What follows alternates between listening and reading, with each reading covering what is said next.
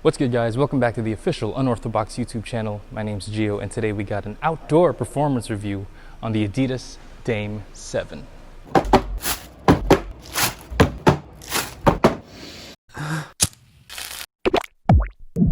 But before we get started, I just want to invite you guys to subscribe to the channel. We do performance reviews primarily on outdoor courts, especially in a Filipino court basketball setting. So with that being said, let's get on to the shoes. So starting off with your traction, we did do an unboxing of this and you can click right here for that. We did call the traction pattern a lightning bolt, and I was actually wrong because I found out on the Adidas website that this is actually called a super grip traction pattern. So super grip holds up to its name, diagonal traction pattern for the forefoot of the shoe, and translates to a lateral movement on the heel. So how does the super grip traction pattern play out on court? Well, you could see that you are covered in all directions. There is an outlying traction pattern that covers you even if your strides are like this or like this. And one thing to note are the indentations seen, those craters seen in the forefoot.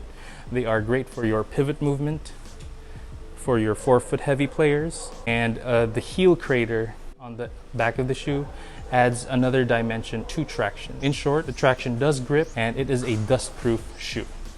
All right, so the cushion is light strike. It's nothing new that we haven't seen from Adidas. The cushion is well done. It has a very wide base, so you are covered from different directions. And so let's say you're a heel striker when it comes to stopping, which I am, you are covered. The springiness that the shoe gives back to you, it's really good for your knees and also good for your lower back as well.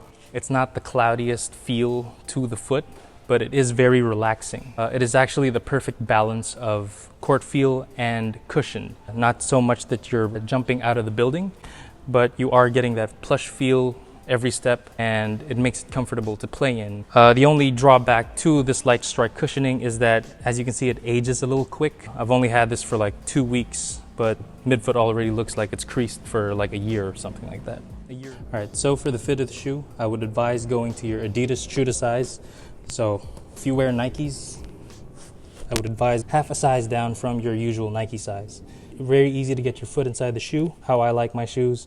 A little bit of space in case I just don't like that toe ramming sensation I get when I wear like one-to-one fit shoes. Going to your normal Adidas size, which is in my case a 10.5, is perfect for me.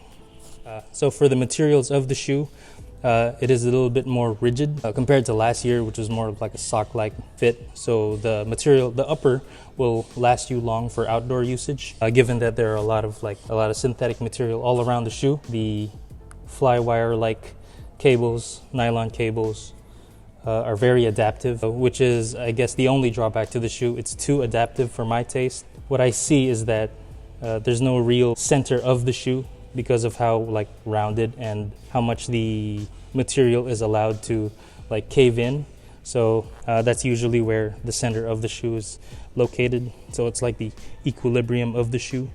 And since that's thrown off, it's really hard to get like a really patterned down lace lock. So what I would advise is to go really, really tight to the point where you're actually like choking your foot. So that will loosen up in game.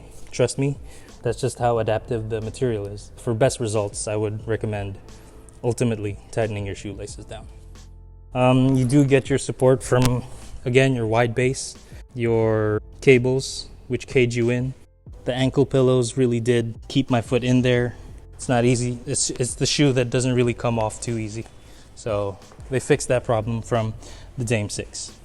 Very stable ride, and the heel to toe transition, very smooth for the shoe. The indentation found in the middle of the shoe, this right here, I believe it acts as your torsional plate. So I did not have any instability issues, like the shoe over twisting my foot or anything like that. Right. So overall, with a price point of 6,000 pesos, but if you go to zalora.com.ph, they are doing this promo. And so they're giving away this voucher. You can get 30 off the shoe. I think you could cop this for 4,200 pesos. And that's for a brand new shoe, what you're getting for it. So you're getting great traction, you're getting really good quality cushion. Just doesn't look like it lasts too long, but that's just mainly for aesthetics. It plays very well. The toe The toe box does just tend to bubble up, which is actually how I like my shoes because I have like fat, big toes, if you know what I'm saying. So I just don't like compression too much on that. So fit is good, support is very adaptive, the materials are very adaptive, so I really think that you should cop. All right, with that being said, that takes care of the Adidas Dame 7. See you on the next shoe. It's Dame time.